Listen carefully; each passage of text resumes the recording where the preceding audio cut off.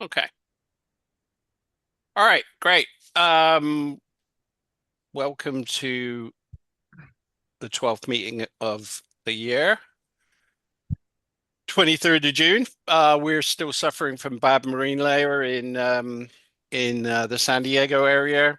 And judging by the way the El Nino is lining up, we might be in for a kind of different summer here. I'm not 100% sure, but they're kind of predicting all sorts of things at the moment.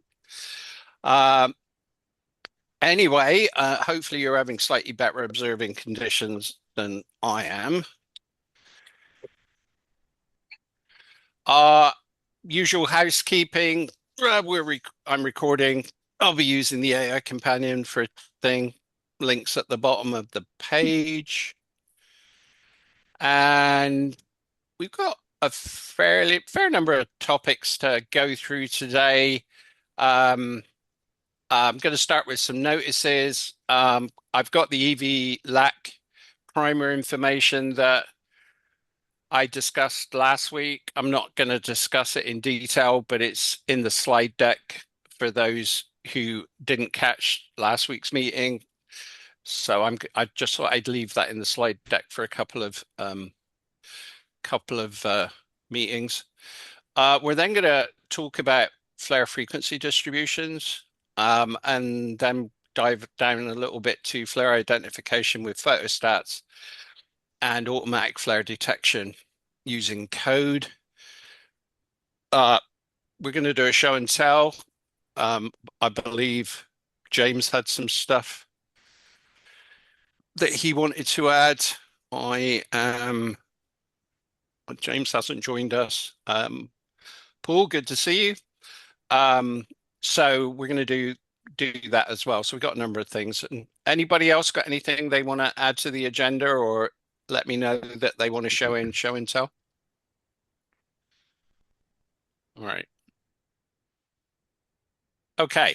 So just a reminder, the SAS conference, small telescope conference is taking place in Ontario. Anybody going? Okay, Gary. So when you're up there, Gary, look out for a girl called I think her name's let me find out her name and I'll put it in the thing. She's one of the Stanford So, online uh, Aldo she Domino. she's one of the Stanford online high school students that I'll talk about in a couple of minutes. Really bright kids, actually scary bright. She's going to be at the conference. She's working on some stuff with Kalia Talk and the Stanford Online High group. And I'll give you more information on that in a couple of seconds. Okay. The abstract deadline for the AAVSO 115th meeting is in September. I will be submitting at least two presentations for consideration. And like I said to Tom, I might actually think about traveling down for that. I haven't been to an AA VSO annual meeting, so maybe I'll do that. Um, and I'm working on a couple of things for JAVSO at the moment as well. Hopefully, and get both of those in for the second half publication that's going to be in December. So I did have a meeting with a couple of Stanford online high students. I kind of keep in contact with Kalia. Um, Welcome, Isaiah. Are you in Japan?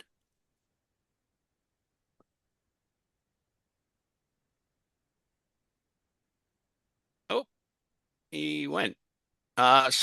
He's there. Isaiah, are you in Japan? Can you hear me?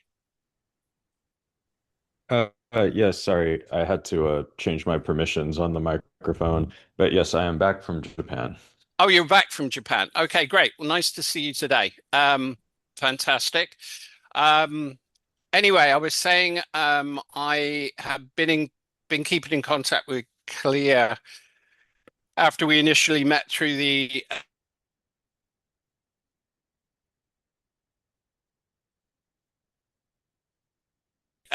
And this year we may be doing some work with a couple of Stanford online high school students. I met them both online the other day. One is 16, I think, and the other one's 14. Scary, bright kids, and so confident. We spoke for nearly 2 hours the other day on a Zoom call. Um, their project that they're considering, they've got about 8 months to do this project, is they want to do classification of events on young stellar objects. By doing things like pattern fitting and stuff like that with data that they could pull from places like the AAVSO or TESS or one of the many other online sources. Kind of yeah, kind of a broad subject area. We talked a lot about flares, obviously. I kind of said to them one of the things that they should probably really do is sit down and work out exactly what they do want to do, whether they want to keep it as broad brushed as they're planning, which seemed to me like a lot to um, try and take off in one bite, or whether they wanted to concentrate on something like, an individual segment like flare stars or something else. So that was one of the outcomes of our meeting. But very interested in what we were doing. I gave them a presentation. I think it was probably the AAVSO presentation that I ran through last year. So I kind of gave them an overview on the project. Apparently, really good coders. So, like I say, we may be working with them. And if we get the opportunity to do that, I'm definitely hoping to co-author with them as well. I think it'd be kind of fun. To work with Kalia and her group. So that was a good meeting. And like I said, I mean, these kids are just scary bright, even at the age of 14. So very interesting. Okay, EV-LAC primer. I'm not going to go through this because I went through it last week, and if anybody didn't see it last week, they can just go back to the first part of last week's meeting where the thing here, but the slides are here just to reiterate what we're doing for EV-LAC, which is now coming up on the eastern horizon. Unfortunately, still too late in San Diego for us because the marine layer is killing our skies by the time it kind of gets up in the air. We're using a single comp star, which is the 99 comp star. The finder chart and everything's there. These are the YAR comps. And I guess the difference with this year is I'm asking those who want to give it a try to run at faster cadences so that we get greater temporal resolution on the flares. So ideally 15 seconds or less. If you could do faster than that and deal with the data, even better. Whatever people are capable of doing, some of the larger scopes may well be able to, get down to a really low exposure number. Because we've seen a couple of interesting things in the decay phase of a couple of flares, and it would be nice to get some more granularity on that so that we, to see if those same things are in the smaller flares, which we don't really see that currently. So that's kind of the big change. I'm happy for people to sacrifice some signal to noise ratio, particularly at the quiescent state. When we're doing this, we can always do some recovery by stacking and stuff, kind of using the same sort of techniques that John was talking about a couple of meetings ago that he was doing for different reasons. So we can always use those techniques to recover the signal to noise ratio so that the data doesn't look terrible in the AID. But if people are willing to do that, great. Otherwise, less than 30 seconds is ideal for what we're doing. We get a huge amount of data. And I believe that Nikolai has already started running at the faster cadence rate. This was a plot that he put up on on the forum board the other day. Any questions on the EV lag? Just a comment. I'm running at 2 seconds V and 10 seconds B. Right, but you're also and in Belgium, right? Are you doing that continuously, Josh? I have now started to do it continuously, yes. Perfect. Okay, great. That's fantastic. I've actually reset my system up here. I'm going to run two scopes in parallel, and try and get as fast a cadence as possible with my relatively meager equipment. So it'll be interesting to see where that goes. Hey Gary, quick Okay. question, George here. Yeah. Uh, I'm using a Sloan G lately. Mhm.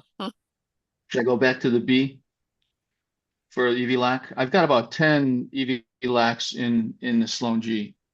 And the bandpass is about the same, not quite. The transmission is much better with the Sloan than the Botter B. Okay. But It's I'll go to a B. And I think I can easily get 10 seconds on the B as well too. Yeah, I think the B would be good just simply because specifically for what I'm doing and the way I'm pulling data, I'm typically concentrating just on BVNR. So I might miss data if you're doing the Sloan. I mean, it can always be converted, but Right, right. but I think if you can do B, B would be great. All right, I'll go back to B. Okay. All right. Flare frequency distributions. Kind of the plan here is to put two presentations together for the 115th AAVSO annual meeting. Follow that on with a conference proceeding entry and possibly a JAVSO submission. So that's kind of the motivation for doing what I'm going to talk about over the next group of slides. And also, obviously, flare frequency distributions are like one of the key ways that we characterize the star in terms of its overall performance, its seasonal performance, and things like that. And it gives us a lot of information. You can do predictions for how often really big flares might occur and so forth and so on. So this is kind of a cornerstone type metric for these stars, and it's where I'm spending a lot of time and effort now um, with the data. So what is a flare frequency diagram? And I think, yeah, I'll just quickly go to the next slide. This one's actually done. You can do energy along the bottom or equivalent duration along the bottom. They're proportional to each other. If you calculate equivalent duration, you then basically times the equivalent duration in seconds by the quiescent luminosity, and that gives you the energy that is being transmitted by the star during the flare. Once you've obviously taken off the quiescent component. And typically what we see is a linear relationship between the equivalent duration and the cumulative flare frequency to some time scale. And in this sort of hypothetical example, it's in hours. So what this tells us basically is how often certain magnitudes of flare will occur. So the little flares occur really often and the big flares occur fairly infrequently. And there's a slope to this curve. The slope may vary from star to star. And if you've referenced everything to time and you're looking at one of these plots for one season, you can compare it to a similar plot for the next season, and you can see if there's a change in the flare frequency diagram. Does the line perhaps go left to right or go up and down or whatever? So it gives us lots and lots of information about the star. So I'll just go back here a minute. So like I said, equivalent duration is a commonly used proxy for flare energy. And then you basically rank the flares from the largest to the smallest and calculate their occurrence rate, and it's plotted on the logarithmic axes as you just saw. And why is it important? Well, it identifies the magnetic activity level within the star, allows us to predict rare high energy flare events, enables us to do comparisons between different stars. So we're looking at EV-LAC and AD Leo, and I'm pretty sure that we're going to see that there's, some difference between the FFTs on both of these. It then provides constraints for flare generation models and calculating the various astrophysical properties of the star, and particularly important if you are an exoplanet wandering around one of these stars, right, orbiting one of these stars, because at the end of the day, large flares can be disruptive to the atmosphere of an exoplanet. Tom, I think you got your hand up. Yeah, just a question, Gary. It seems to me like there's a dimension of this thing, and that happens to be the orbital phase, which is characterized by watching groups of, for example, on our sun, watching groups of spots rotate around, and energy levels are significantly affected by the angle at which we see them. Yes, that may be true. Isaiah, can you add some? Can you perhaps take a shot at answering that question from Tom? So I think there are definitely a lot of different line of sight effects that happen during flares. That's something we deal a lot with radio flares in particular, where you have your magnetic field line and your line of sight can really diminish the return you're getting on your energies based on how much radiation is put your way. But I think in terms of these statistical studies of far, like, cool stars, we kind of think that they have magnetic fields all around their area. And yes, we do think there are star spots by their rotational modulation and things like that, but we don't see any correlation between the rotational modulation and the flares, like flare occurrence rates and things like that. So on the sun, we have a lot of spatial information, and we know that the line of sight effects affect us a lot more. But on M dwarfs, I think we kind of make a simple assumption that flares can happen anywhere along the surface at any time. And there's very little information we can actually get to um, really narrow down what those line of sight effects are. Yeah, I hadn't thought of that So before, it but now it's definitely a physical thing, but in uh-huh. terms of what we can actually figure out from our 1D data, I'm not sure it's something to uh, discredit any FFD statistics. Hmm. And I certainly haven't seen that sort of addressed in papers, although I'm sure it must have been addressed somewhere. So yes, very important in terms of, physical ideas. But something for the discussion section, and I wouldn't know how to uh draw anything between like light of sight angles and an FFD off of Right. the top of my head. Okay. All right.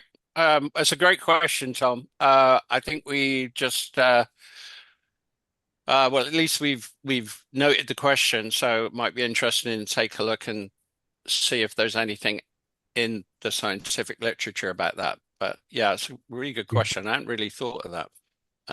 Yeah, I agree, Tom. If we could actually get some information on what the line of sight effects are for optical flares, particularly, I think that would help this group versus, radio or X-ray considerations.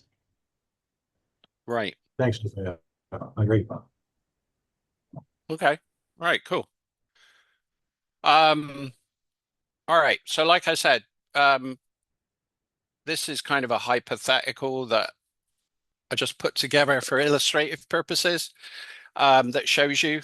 Typically what we actually see is because of measurement noise, which is often atmospheric scintillation limited, instead of this curve just continuing on a straight line, it actually goes flat because we can't see really small flares. The only time you really get to see all of these little flares is if you have a space-based telescope like TESS, which can, even though it's looking in a band which is way less sensitive than the band that we look in, so they're looking in the near infrared as opposed to blue, you can see far more flares, because there just isn't the measurement noise that we have to deal with from a ground-based observation.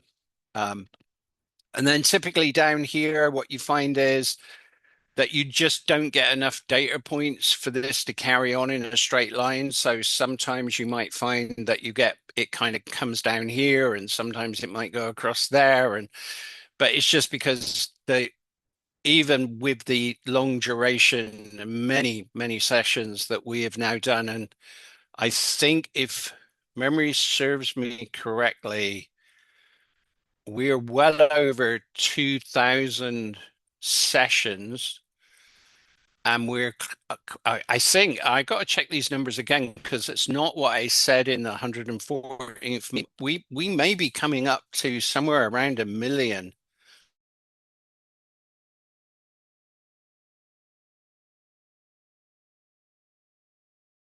So it's kind of really interesting. But anyway, there's the flare frequency diagram. Like I said, it's kind of a straight line. If you look at it on a log type thing, the slope is important to us. And the numbers that come out of it are important to us and obviously others, particularly in the exoplanet world, because we can then start to predict and compare star flare formation.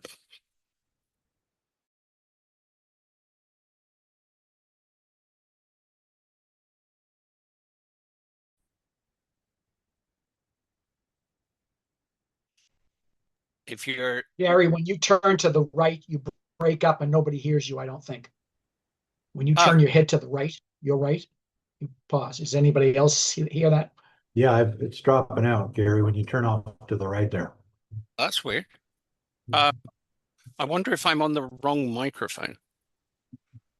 Okay. I'm maybe I'm using the microphone on the webcam as opposed to the one that's on my head. Okay, all right. I'll try and just stay pointed in this direction. Okie dokie. Tristan, sorry, Isaiah. Have you got anything you'd like to add to the flare frequency diagram thing? Not for now. I think this is a pretty good overview. Okay. All right, fantastic. See, now I'm trying not to turn my head to the right. Okay. All right. So, two-tier analysis approach. The first approach is we're going to go back to photostats, actually use the tool a little bit, and get some results. So that's approach number one. We've identified so far at least 5 people who are able to do some photostats processing. The more the merrier, just due to the fact that it lessens the load on any one individual.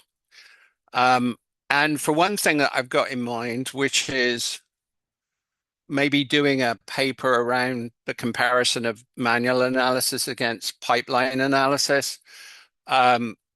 Having a number of individuals is good because the same person doesn't see the flare detection always in the same light, particularly when you get flares that are heading towards the noise.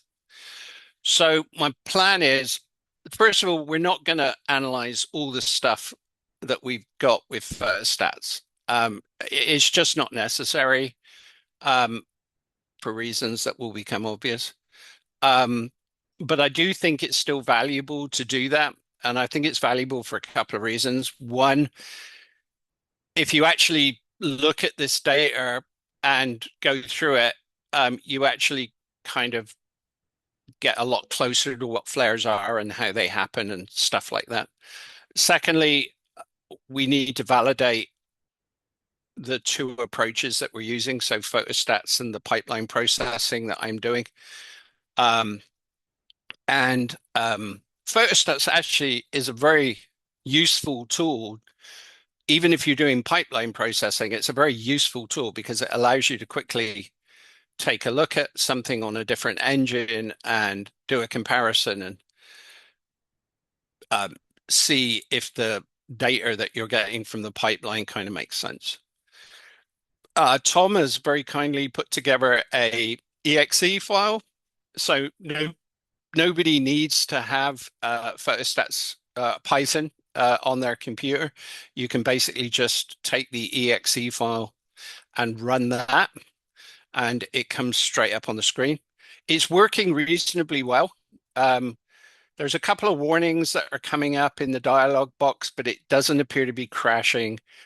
The GUI's not perfect, but again, I don't think it's worth spending the time and the effort to modify things too much, but it's close enough for what we're going to do.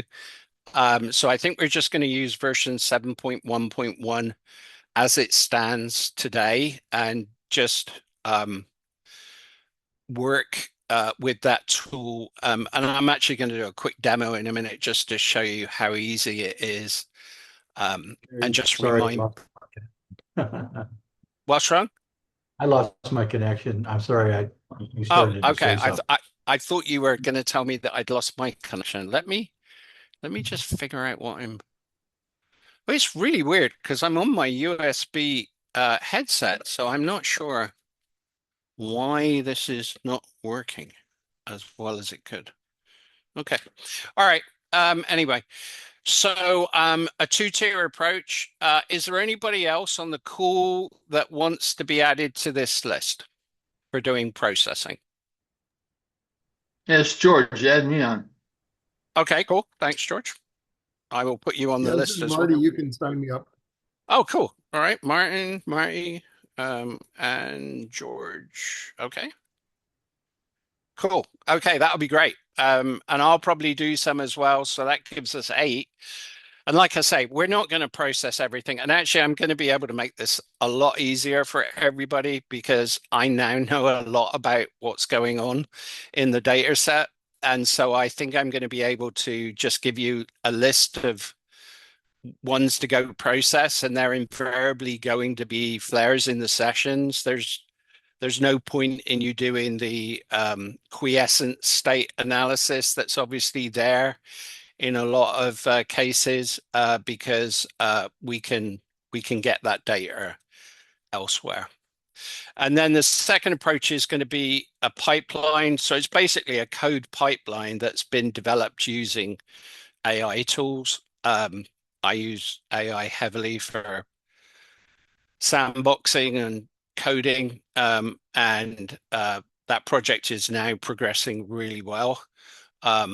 Unfortunately, it was probably about 2 weeks behind where I needed to be because I had to withdraw the paper on flare detection from the SAS because I wasn't quite ready with it when they needed the paper for the inclusion in the conference proceedings, but it's certainly ready now. So anyway, such is life. So that's going to be our approach, a two-tier approach. I am going to, now that I got the list of people, I'm going to send out information as to where you can get the files. There, it's going to be Google Drive based. There is a document that basically talks about doing the manual flare detection. It doesn't really say a lot, to be honest. It's kind of common sense.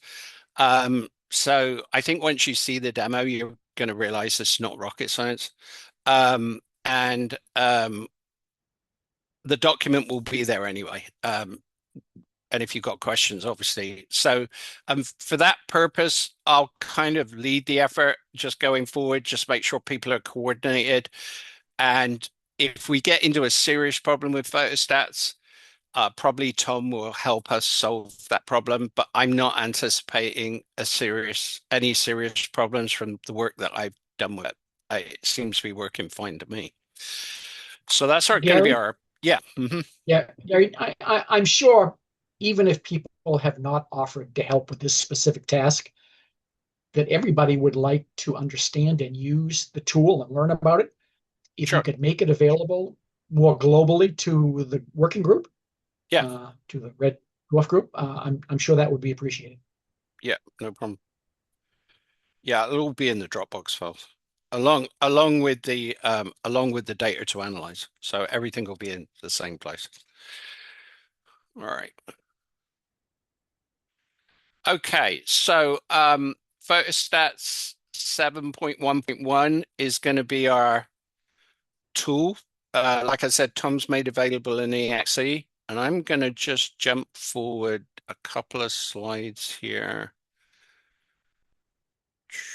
There we go.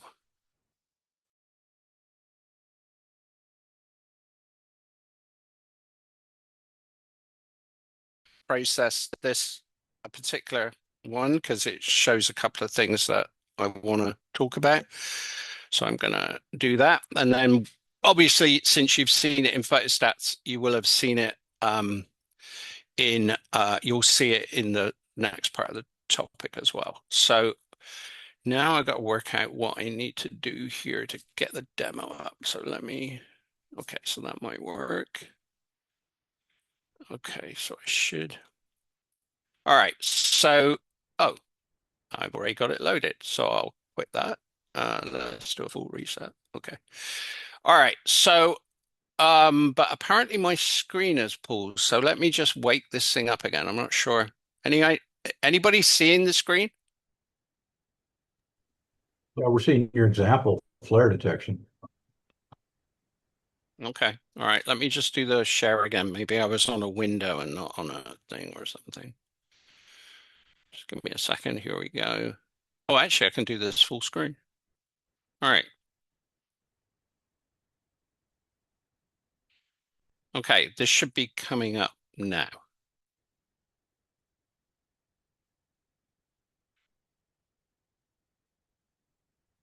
Yeah, okay. So basically you download the exe file, which is actually kind of large, but don't worry about that. And then just ignore, because I run Windows, right? So it gets all huffy puffy and says, don't recognize the file, can't scan it, blah, blah, blah. So just to, go past any warning comments that you might got, depending upon the operating system that you're doing. Set the thing running. You actually end up with two things. You end up with a dialog window, which of course I can't show you. It's just basically like a command screen window that comes up and gives you any dialogue, and then you end up with the photostats window. If you load it the first time, it can take, I don't know, 20 or so seconds to load. If you load it a second time, it loads really quickly. So just FYI. So this is the GUI. I had Tom modify it a little bit. From when anybody that saw the last set of demos, which was quite some time ago, I had Tom add a little dialog box down the bottom that kind of like gives information on the flares down here, just in terms of the duration and an estimate of the inbound energy. And the reason I did that was because it allows me to directly run stuff on here and at the same time in the pipeline and just make sure that everything's kind of like tracking. And the two systems seem to be tracking really well, at least within 15 or 20% or something, which is probably about as accurate as you're going to get, since in one system you're manually defining the flare and the quiescent levels. And in the other system, you're doing it automatically based on a set of criteria. But the results are close enough. I haven't done enough analysis to work out yet if there's like a common offset between all the data. But I do know there is a little bit of a difference, but it's not large enough to indicate that there's a problem with the fundamental core engines in either one. So basically, we load a file from wherever you've saved it. It actually goes out to your hard drive, and I believe the file that I'm looking for is going to be here. And if I think it was Nikolai's. So if I go down to 460,739, and of course I've got to get the B band data 460. Oh, where am I going here? 460.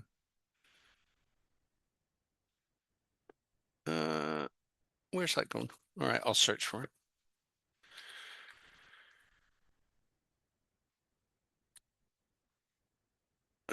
Finger problems.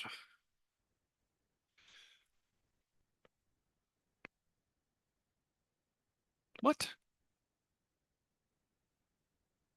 Maybe I'm looking in the wrong place. Maybe it was an AD Leo thing. So let me see if it's an AD Leo flare and not an EV lag flare. So now I've got to find my AD Leo data, which is there. All right, let me try that again.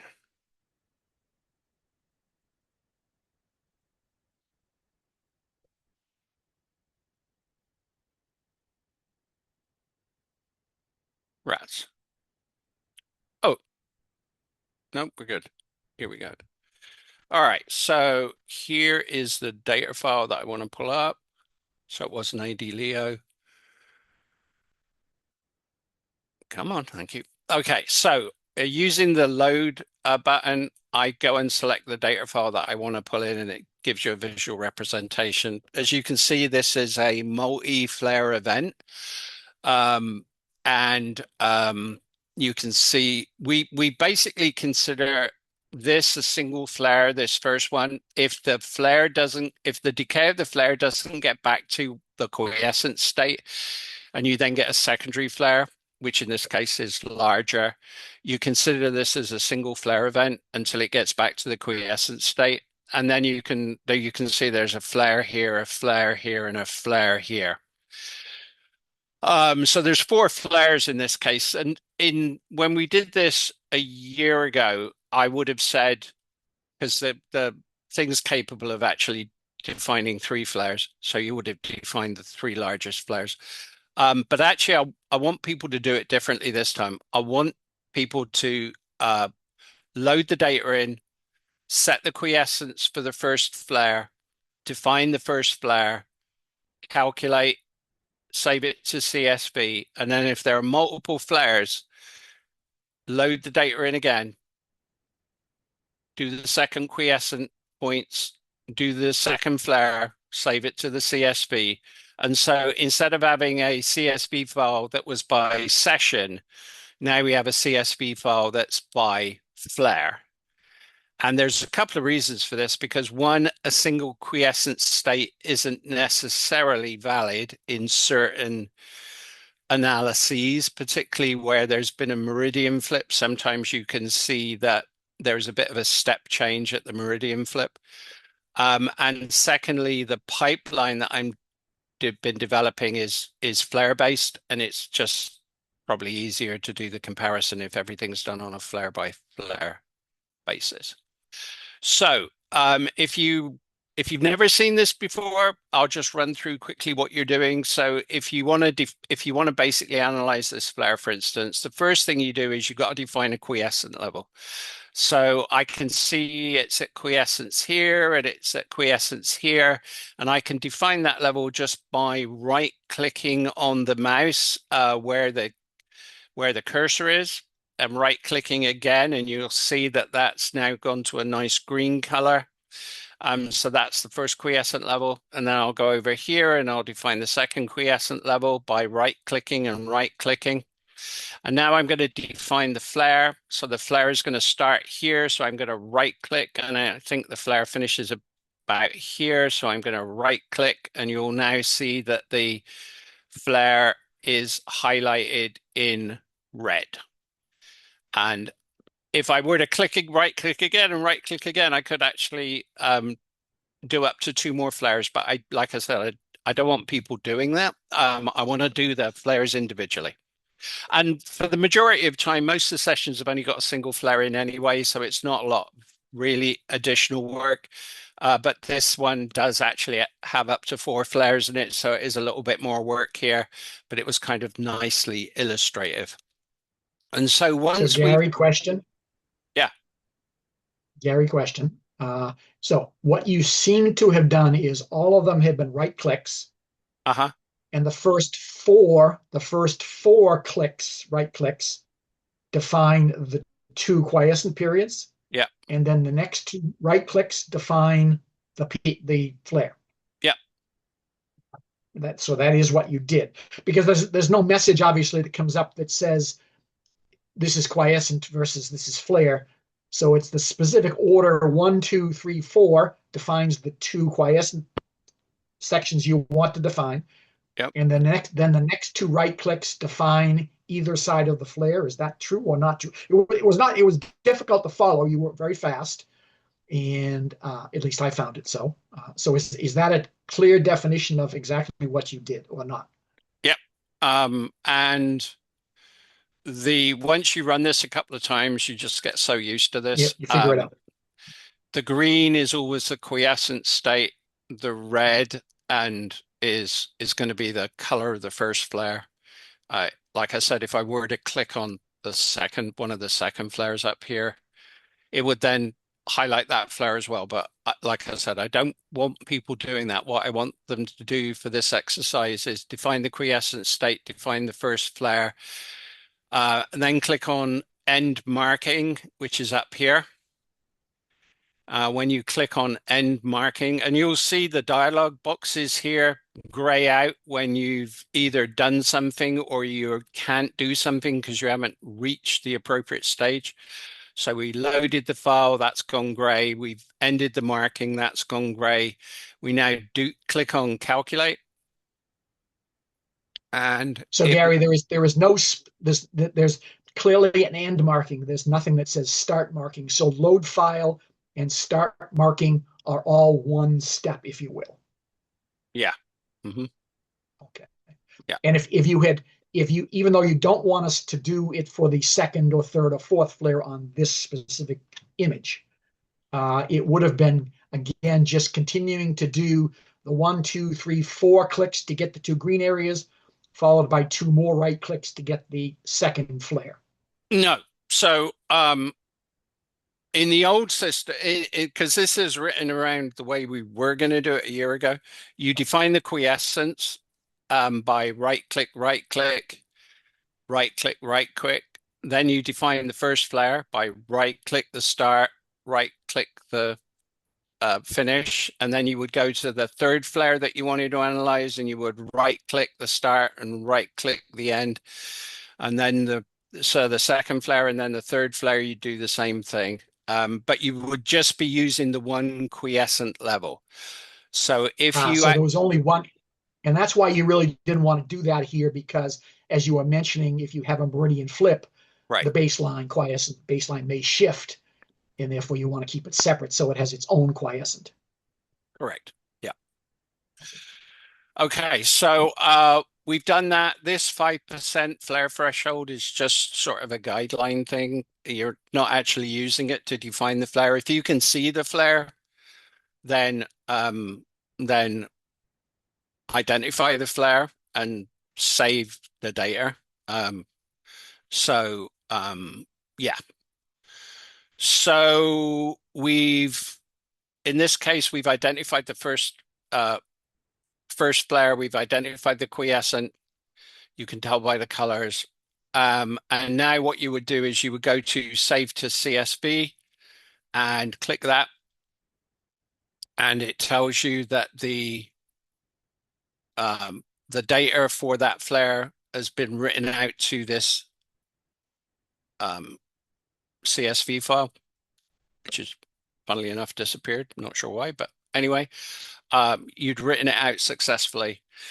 And as you do more and more flares, it just adds to the CSV file. If the CSV file is not there in the first place, it creates it. If it is there, it just keeps adding to it. So either so that allows you to come back and do, 20 or 30 flares and then go do something else and then come back and so forth and so on. So then if you using this process now where we're doing one flare at a time and we've got multiple flares to define, we would then go back to rerun file, which would then clear everything down. We would then, I'll do this flare here because it's kind of the next biggest one. So we define the quiescence, start of the quiescence, end of the quiescence. So that's right click, start of the quiescence, end of the quiescence, right click, start of the flare, end of the flare, right click. So having defined the new quiescence and the new flare, I would then go end marking. I would then calculate, and then I would save it to the CSV. And down in this bottom duration, you can see that this second flare is 70 minutes in duration, and the calculated energy is inbound energy is 1 to the 6 ergs, 1 to the 6 e to the 32 ergs. And so you would then just go through this process for the remaining flares, and you'd probably end up defining the same quiescent levels for this flare and this flare. It's not always going to be the case, but in this case, it is. And we Gary? could, yeah. Question, just a quick question, I hope. For this second flare, you reran the file and then defined the quiescent and the flare and then saved to CSV. Was that saved to a new CSV or to the previous CSV? No, it was appended. So it was appended. So there's one, how do you know if you ever stop, get confused and don't want to run it as part of the same CSV? Or are you saying for effectively, let's say a year, if you wanted to run an entire year of events, which is probably more than you want to do in one setting, would you have saved them all to the same CSV, or would you have had multiple CSVs or some number of them, if you understand what I'm saying? I think if I was doing it in a single session, then I would save everything to that CSV file. If you did 10 flares or so in one setting before you got tired of it, you might have all of those 10 flares and their information on energy in the single CSV file. Well, not really. It saves that information as a CSV file for that file, that particular image that you brought in. So if you brought in that single flare, Tom, one flare or multiple flares? For every time you run the analysis on this data that you loaded from that one file, it adds it. It appends it to the bottom of that file's name. If you load a different image in, it starts over and it saves the data to that image file name and appends everything to it if you do it multiple times. So they are separate, except for this one situation here that we've gone through, that Gary's gone through, where there are, in this case, 2 flares he's identified. And those 2 flares would be on that single CSV because it's done all at once on one image. That's correct. But as soon as we go to another image on another night, for example, then it would be a separate CSV. Right. Really? It's all based on that file name. It's all based on what you loaded. Then we've got that's not the way we should be doing it. That's not the way that this used to run. Yeah, it is. No, I don't think it is. Hold on. Let me just go and define an R flare and see where it goes. Yeah. So I'm going to save that to the CSV. So, okay, so I need so it's downloads. And Gary, you're not running the latest version either, 7.1.1. Oh, okay. Okay. Um, okay. All right. Let me, okay. So yeah, something changed here that I wasn't actually aware of. Because the old version of the program just used to save it to a single CSV file that got appended. That's right. And it was always called photostats Yes, output yes, CSV. But we right. wanted to make it was asked to make it unique to each individual image set, which means one file. Everything is loaded underneath that file for as many times as you analyze that one file. Okay. All right. Let me think about that. Because actually, if it does that now, which I wasn't aware of, but I think I must have miscommunicated when we were chatting about what we needed to do. But if it does that now, it would actually be really easy to write probably a piece of Python code to just put all of that together back into a CSV file. Really, Or I could simply modify this quickly to write out everything to the one photostats yeah, output let's do that. and the individual image file in case you wanted to analyze it separately. Yeah, okay. That's an easy Okay. fix. All right. Well, let's do that easy fix because it's much easier to just deal with either one or, you know, it. So to answer Ken's question, you could do 10 files, come back, do another 10 files, the data would get appended to the master. And if you keep just doing it, it keeps getting appended. Or if you wanted to, you could rename the folder to something and then start saving it in another CSV file. That's not the way I would do it, but it could be done that way. If you only do that for a couple of times, that's fine because it's easy to cut and paste it all into one master file without a problem. But it's best really to start your processing, do whatever you want to for the day, have it saving to this master CSV file, and then you come back to it the next day, you do some more processing, it continues to append to the master file, and you just get to the end. And then once you've done all your analysis, you send the master file back to me. There will obviously be 7 or 8 people who are generating master files, and then all of those master files will get combined into a overall master file. And it's that one that will then be used for analysis, bringing all the data together. So yeah, if we could make that change, Tom, that would be great. And Gary, yeah, let's talk about it after this. I'd like to sure. talk to you about it in detail. Okay, Okay. good. All right, cool. That's easy. And Bye. All right, Gary, could we define one more thing, please? sure.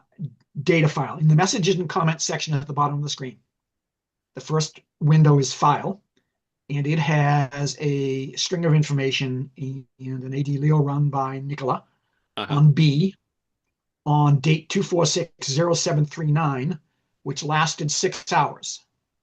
And that is one file from a very large set of data files that is available on, or going to be available on the Dropbox file or wherever else you put it. Correct. And each file, each of these effectively one night files, it seems to be one time series file, will be one file that is opened at a time. Is that correct? Yes. Okay. So effectively, we're working with Nicola's one time series, and everybody else's single time series will have another file name. Yes. And they will be open. They will be open one at a time and run as you did here. But in this case, it will not be run together like we see here with the two flares being, but we have rerun the file and done the second flare to the right separately. But both of that pieces of information which were done separately. We highlighted the flares separately, but they came from the same file, will be saved to the same CSV, or again, are they not from the same? I think even Tom said that these two that we defined here over the last few minutes will give their data to one CSV file. Is that correct? In the modified version that Tom and I will discuss afterwards, Okay. it'll all be saved to the same master file. Okay.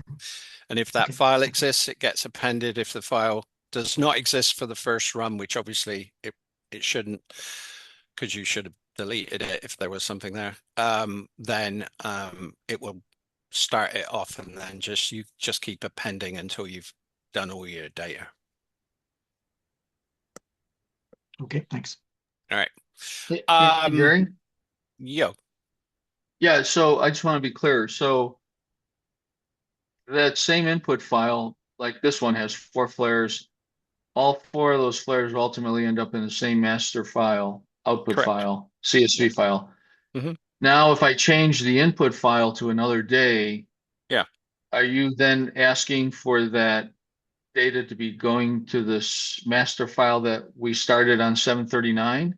Yeah. Or is that going to go? Okay, It okay. all But goes to I'll one go to the master file. same master. Got Well, it. you don't Okay. have to go. So You don't have to go anywhere. If you, as long as right, you right, just press the buttons in the right order, it will right. send the data to the master CSV. Okay, got it. Yeah. So we should end up with just one master CSV file that we're going to be sending Well, for each participant. Each participant will have a single master CSV file. yes, and it sounds like, and actually, I think, yeah, Tom, I think we'll just create the single master CSV. Let's not save it to the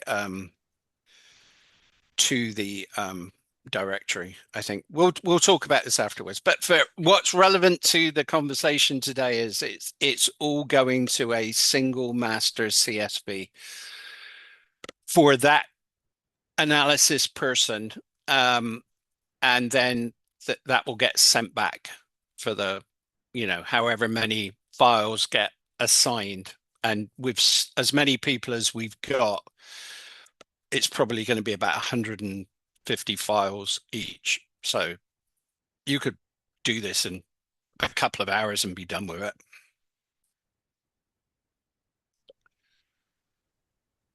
You can do about one a minute.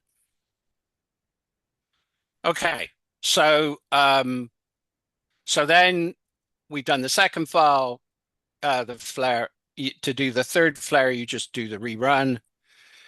Do the same thing, right click, define a quiescent level, right click, define a quiescent level, right click, define the flare, end marking, calculate. As you can see, this flare is much smaller in energy and duration. Save the flare to the CSV. You do that for all the flares on the observing session, and then you hit full reset, which then takes you back up to the load file thing. You would then pick whatever your next assigned file is. We'll just pick one at random here. And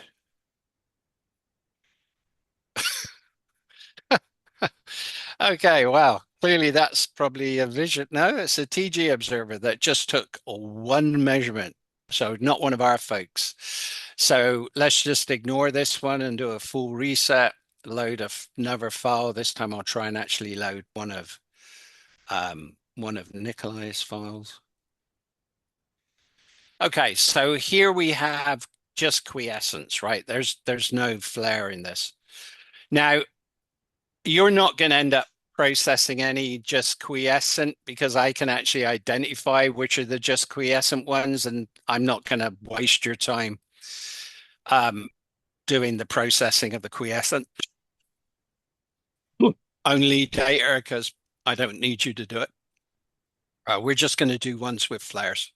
So you won't actually see one of these probably unless I make a mistake in the list that I give everybody. Gary, in your analysis, ultimately your analysis of all the frequency flare diagrams, it seems to me somehow you've taken into account all of this quiescent period images as well. How have you done that? You're only doing that in your AI program.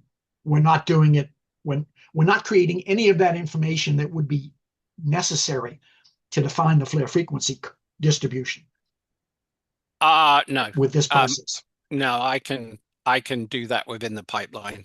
It's much faster, and it just saves everybody a boatload of time processing noise. And ultimately, let's say I wanted to switch over to EVLAC because I was interested in doing a year of this information for it just separate. How would I restart the program again? How would it know that I was working with a new CSV? Well, you delete the old CSV. You'd rename it if you wanted, Oh, because it's you so you know where it's being stored. So you would go to where it's being stored, and you would either rename it for work you just done on AD Leo, and then you would load in your EVLAC data and process that, and it would then create a new CSV file because the old one's obviously had its file name changed, and you would just do that. So it's purely by changing the name of this saved file that effectively No, photostats gets confused as to where it's working and starts over again. no, the Tom? file name, I believe, the file name's not star specific, right, Tom? It's just something like master Flare CSV or something. Well, actually, the way the program was written, I appended the star name specifically to that Oh, photostats output master CSV. So if you okay. shifted to a different star, then you Uh-huh. would have a different prefix on that. Would be like Oh, AD okay. Leo. All Yes. right. Cool. All right. See, yeah. Okay. Tom and I are not quite on the same page at the moment, but that's okay. We'll get there. I'm learning today as well. Yeah. Okay. That's probably a better way of doing it. And then that way your AD Leo master file stays in what, is there in your EVLAC master file is there, and so depending on whether you're processing AD Leo data or EVLAC data, it goes to the right place. Oh, okay, that kind of makes sense. All right. You can even make a user, whoever that is that did the processing, part of that prefix as well. And then you'd have, let's say, multiple EVLAC photostat outputs from different users, and you could identify them separately. Okay. Well, yeah. Okay. We could do that as well. Let's just talk about this offline and just Yep. clarify what we're going to do. And then that way we can just update everybody with respect to what's actually being saved. Because one of the things we're going to have to do is you're not going to want to save the master CSV file. Well, I guess you just save it to the top directory in the data. That would probably be a good place. Yeah, let's take this offline and just sort out. Yeah, sorry, there's been some changes that I wasn't aware of, so um, that happens. But we can solve that problem. Essentially, all you're going to do though is create sounds like star specific CSV file that's a master for everything that you've processed. And the good news is if you go in and kind of forget that you processed a file and you reprocess it, it doesn't matter because the parsing tool that's going to be looking at this is going to check for duplicate entries like that. So it will, if you make a mistake like that, it doesn't matter. If you miss a file, the parsing tool will probably be able to determine that you missed processing a file.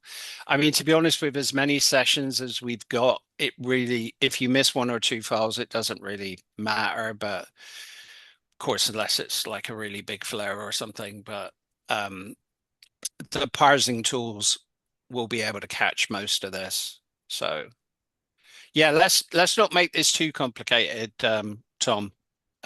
Let's just keep it simple.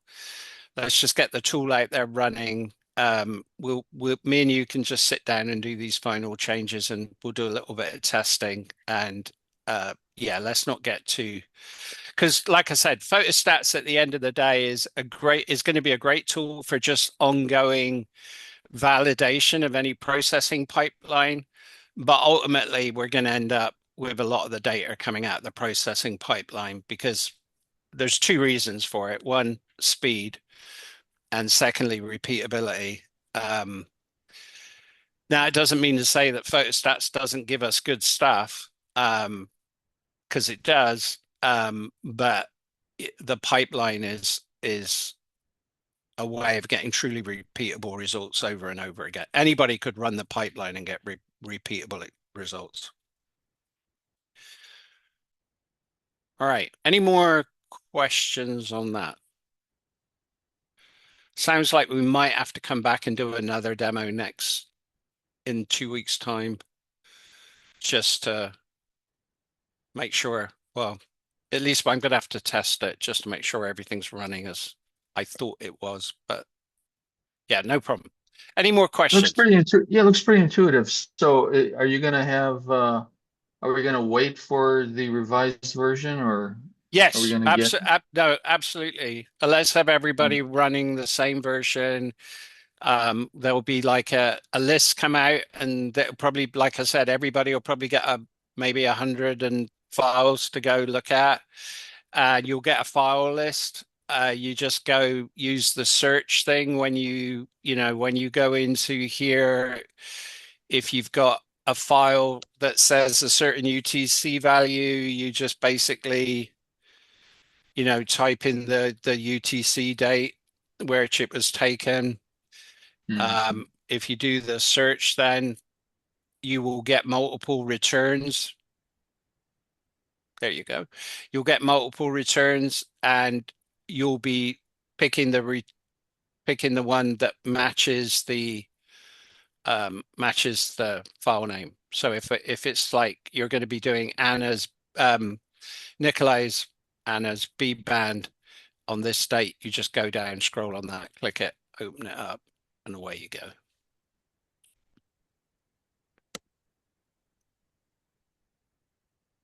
If I clicked on the right file, which I didn't, but whatever. So any other questions? All right. So Tom, me and you just need to sit down and do a little bit of finalization. Yep, it's a separate session. Yeah. Okay. So I'm gonna stop sharing. I think I stopped sharing just because I closed that down. So let me just go back now to the presentation slideshow. Gary, I Yeah. have one suggestion.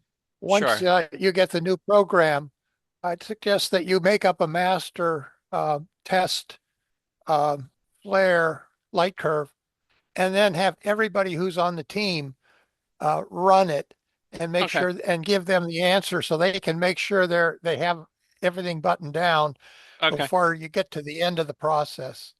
Yeah, that kind of makes sense. Yeah. Okay. Good suggestion, Gary.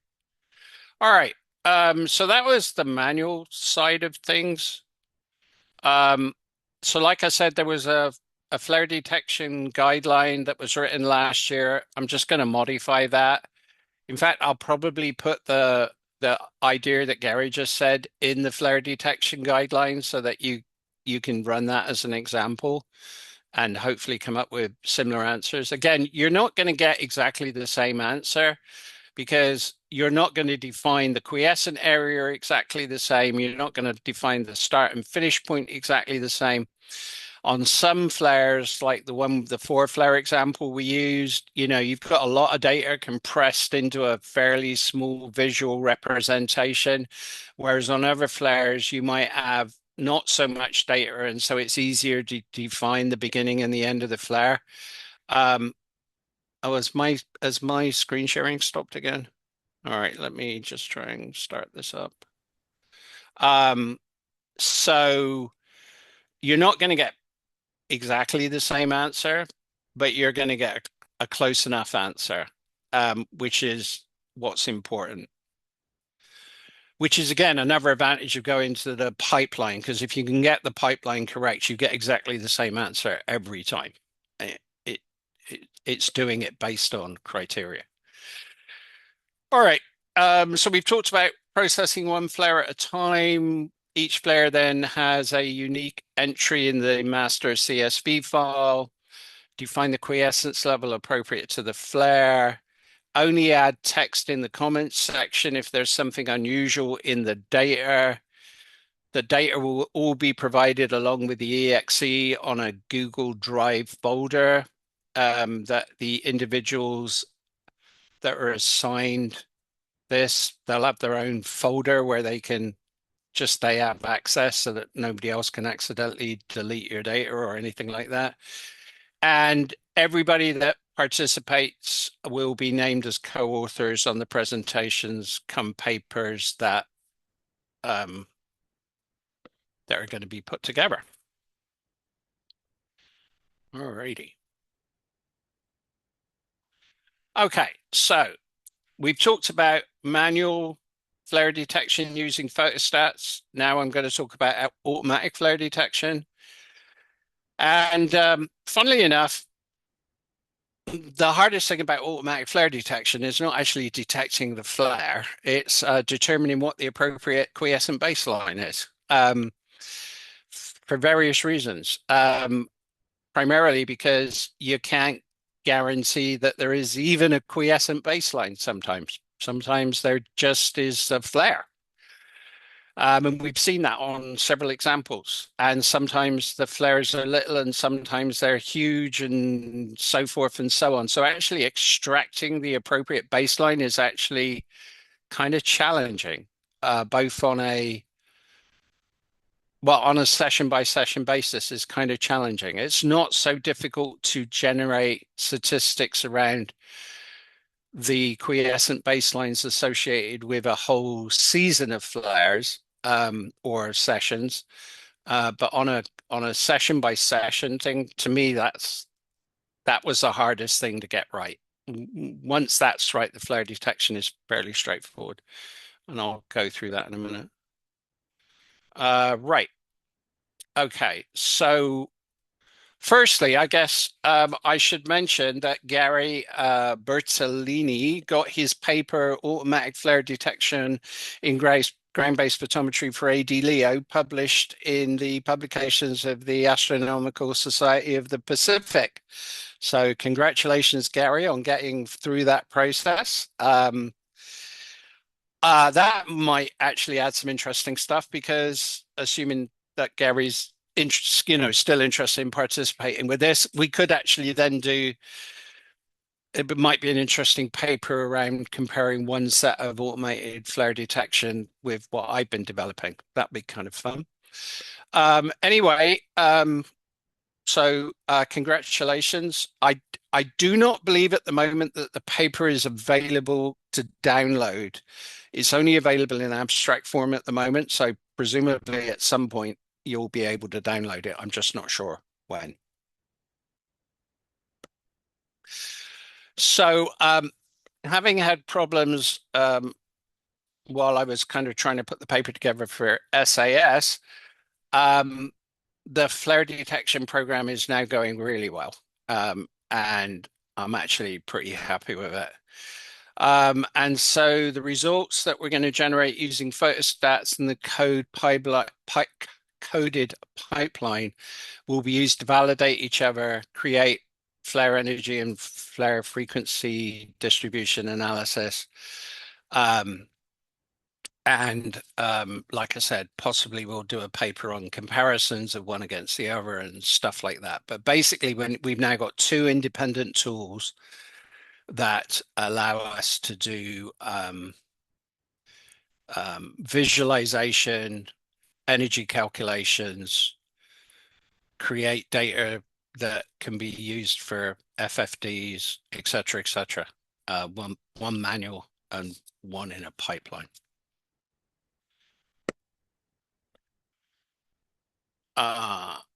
So like I said, defining the quiescence is kind of interesting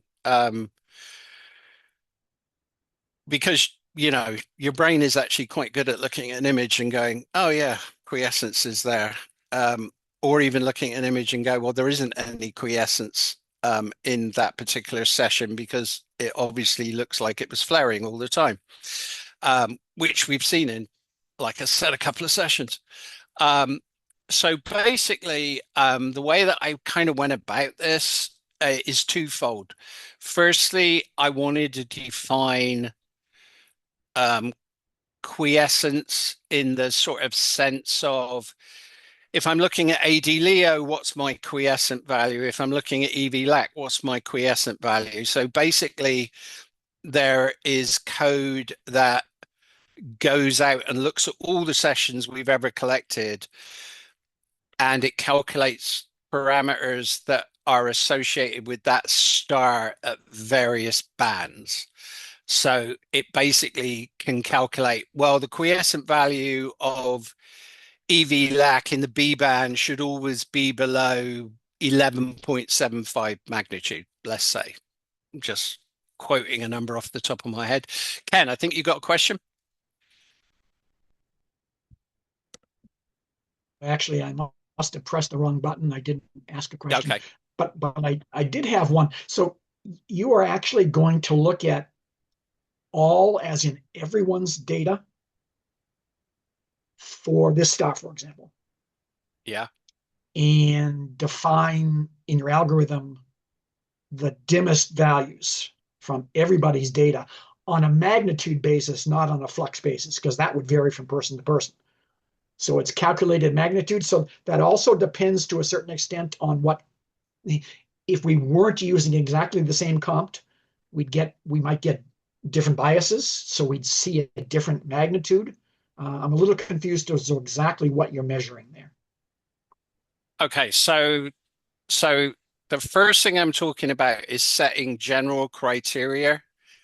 So when you're setting general criteria, which is basically a set of thresholds that say quiescence can't be greater than this value for a given star, it doesn't matter too much if there's a little bit of offset between the data because there's enough margin that it doesn't really matter. And then when you actually do it on a session by session basis, you're actually calculating the quiescence associated with that particular session.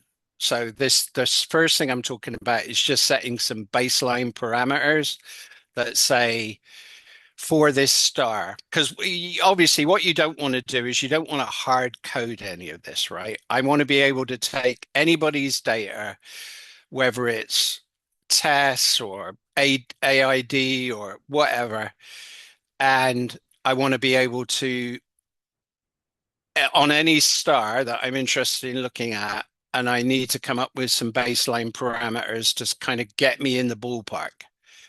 And so what I'm describing is a block of code that does that for in our case, for instance, AD Leo or EV lac, or it could be TESS. I probably have to, obviously I would need to change the input parser on the thing to handle test data because it's coming at you in a different format, what comes out of the AID, but all that's simple stuff. So this basically just sets a set of baseline parameters, if that makes sense. It's not what's used in the actual session by session calculation. It's just baseline stuff so that you can start doing some processing. And basically what I do is, you've been reading ahead on the thing here, is I go out to all the sessions and I collect the dimmest 20% of the values that were in those sessions. And then I calculate the mean for each session. And then I look at the mean list, and then I go and, these are relatively arbitrary numbers as long as they work.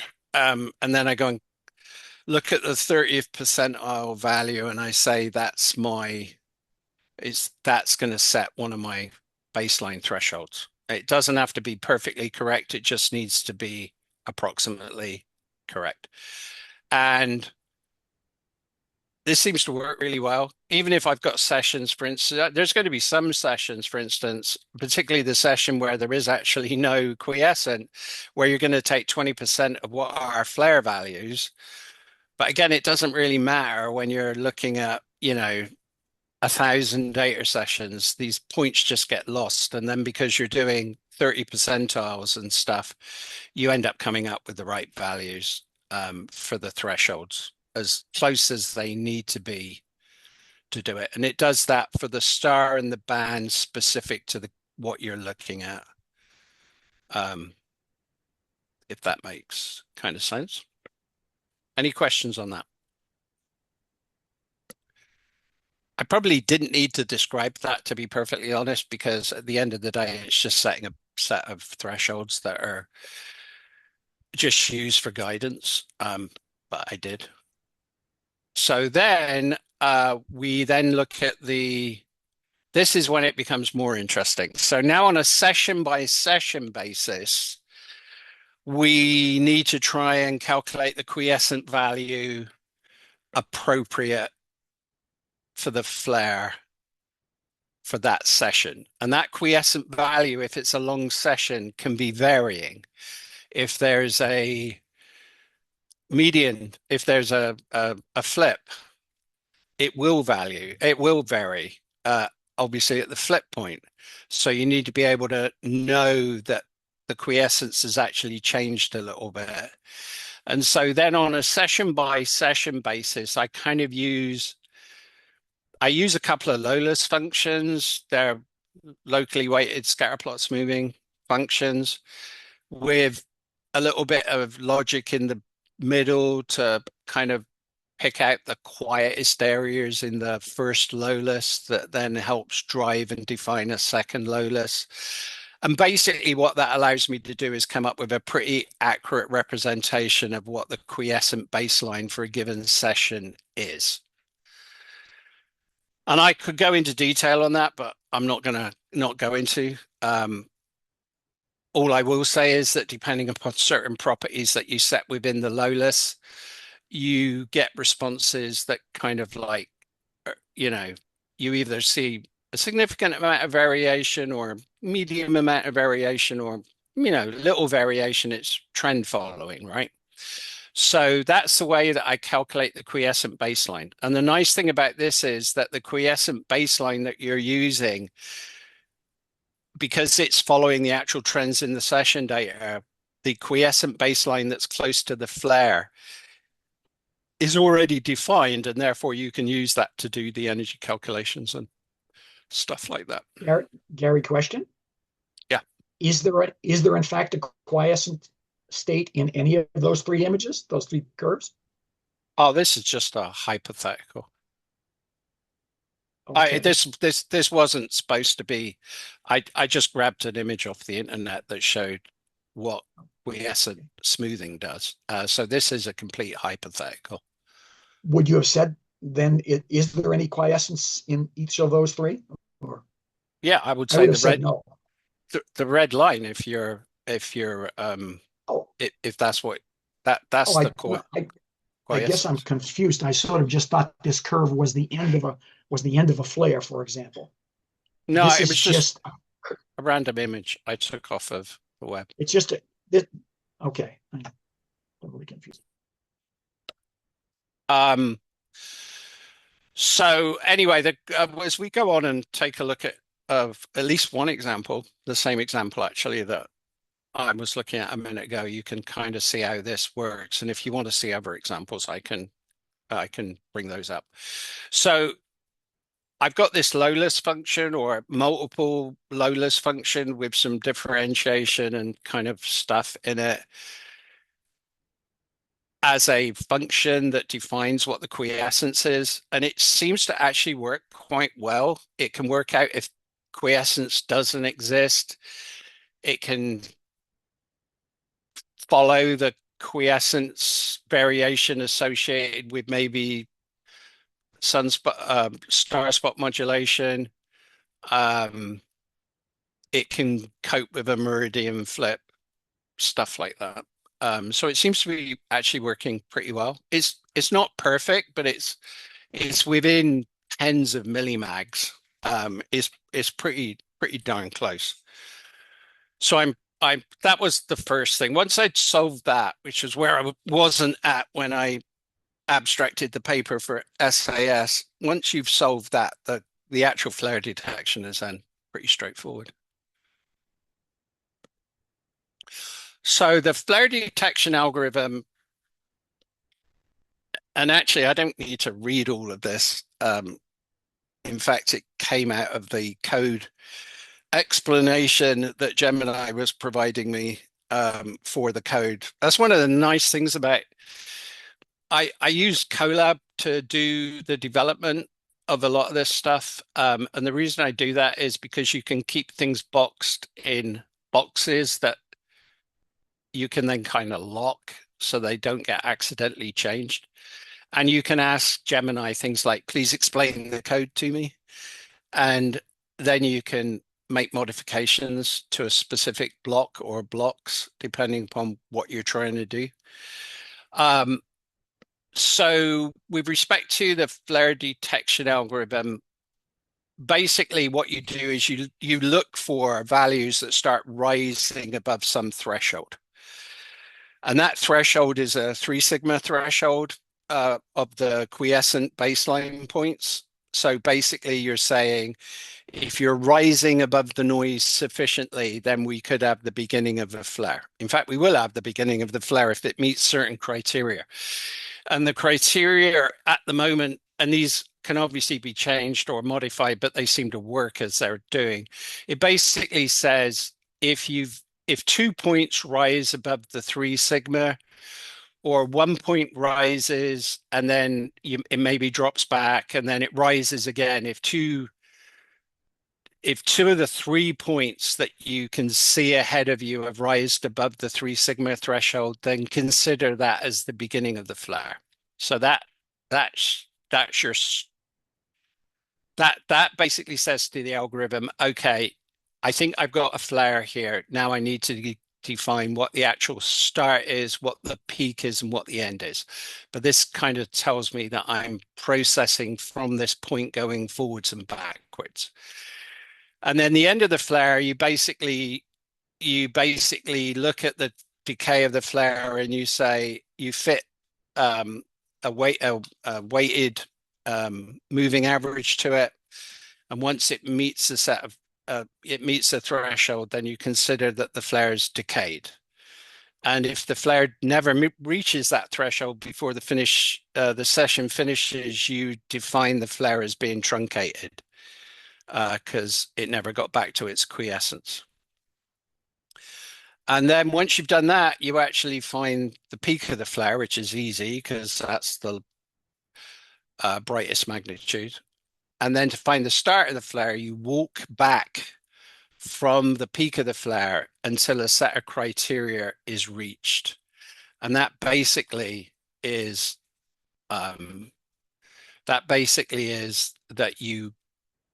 the flare is deemed to have started if it crosses the baseline. And that you define as your start point.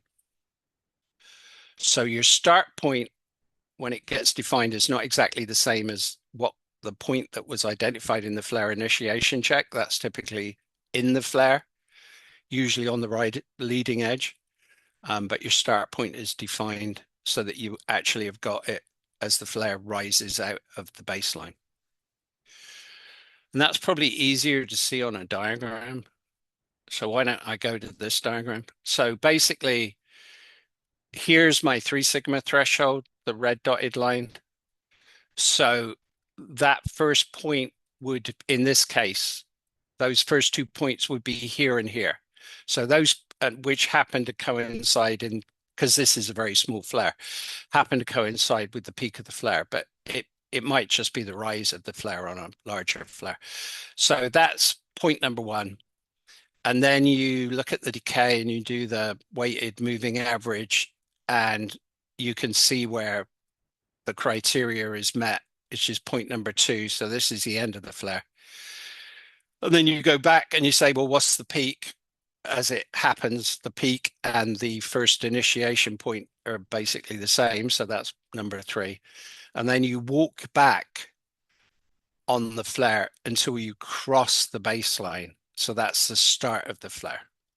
That's what's defined as the start of the flare. And you could, for instance, do multiple points below the baseline and stuff like that. But I think at the moment, I think I've just got it set for a single point. It seems to work just fine. So these are all configurable parameters. So that's kind of what happens, right? You kind of identify that a flare is happening because you get above a threshold. You identify where the end of the flare is because it's done with a weighted moving average, which is a much better way of doing it than, for instance, looking for, crossing points of the baseline, because you've obviously got scintillation noise and everything on top of all of this, and the moving weighted average seems to work best there. If I could get the cat off of my table, it would help. And then you identify what the peak is, and then you do a walk back on the peak to define what the start is. And so this is the start, this is the peak, this is the finish. So that's basically the flare detection. It's pretty straightforward. And any of the parameters. Yeah. Gary, sorry to interrupt again. Point 4. It seems to me that has a lot of uncertainty because you don't have any data before the beginning of that point effectively. Could it No, I have do. just been? I've got loads of data back here. You just didn't show it. Okay. I do. It's just didn't show it. Because I was in, so I'm hoping, in fact, that the lowest point at the far left, if we'd been able to have a little more to the left, we would have seen it come back up, I hope. Mm-hmm. Not stay low. Mm-hmm. Okay. Yeah. Yeah, because otherwise the quiescent baseline would be defined incorrectly. But yeah, yes. Yeah. So I mean, it just I mean, if you were going to use this slide in a future presentation, having at least 1 or 2 more data points to the left to prove, in fact, that it is back to baseline. You mean like would have this been one? a lot more convincing. Well, like that, I guess. Sure. Right. But again, if you use that particular slide that you showed a second ago, where you don't have any previous data to that point, when it's still going down, yeah, leaves a lot of uncertainty in my mind anyway as to what's going on. Right. Yeah, that would be true. This just happens to be one of the diagnostic plots that gets plotted that comes out of the pipeline, which just makes it easier for me to check everything and make sure it's working and so forth and so on. So on this plot, you can see the flare start F1 has been defined here. And you can see as well that this baseline is actually varying a little bit. The quiescent baseline is varying a little bit, not by much. If you look at this, there's 0.2 of a mag here. So we're talking in, millimags, tens of millimags. We might see it over an observing session, or we might see a step function at a meridian flip or something like that. Again, if you've got a long observing session with a big flare and you're auto scaling on here, then you're going to lose some of that resolution in the vertical axis. But you can see that there is a slight change in the quiescent level. So when you actually calculate, for instance, the duration of the flare and the energy of the flare, you're doing it under this quiescent baseline, which is slightly different to this quiescent baseline, which is slightly different to this quiescent baseline, which is slightly different to the quiescent baseline associated with flare 2. And in this case, I kind of mentioned, right, that if you were doing this manually on this particular flare, this is classed as one flare because this first flare didn't get down to the quiescent baseline, so you just class it as a single complex flare. But on this one, you can see that there's a flare here that basically gets back to baseline just before the second flare starts off. So these are actually classified as 2 individual flares. as opposed to this one, which is classified as a single flare. So this kind of gives you an example of what the baseline, quiescent baseline is, what the 3 sigma threshold is set. And this 3 sigma threshold is going to vary. It's not going to be constant for everybody, because some people are using an S50, which has got lots of noise in the baseline. And so the 3 sigma value has to be higher. Whereas, Nikolai is using some really good equipment, and so consequently his scintillation is like really small. So the 3 sigma can be a lot tighter, which means to say that you can get better, smaller flare detection from Nikolai's equipment than you can, say, off of Tom's S50. Does that matter in the flare frequency diagram? I mean, it would be nice if everything was kind of, everybody had the same characteristics, but it's just what's going to happen. It becomes part of this roll off at the top, because at some point nobody can detect a flare that's so small that it's stuck in the noise. Whereas if you then go to the test data and look at the test data, you'll actually see that there's lots of small flares happening all the time. So that kind of gives you an overview of the flare detection algorithm. I've kind of talked about automatic pipelines before. I gave some demonstrations a long time ago of what is possible. This pipeline now is I'm pretty happy with. I think it's doing its job, and allows us to do a lot of stuff very quickly. Any questions on that?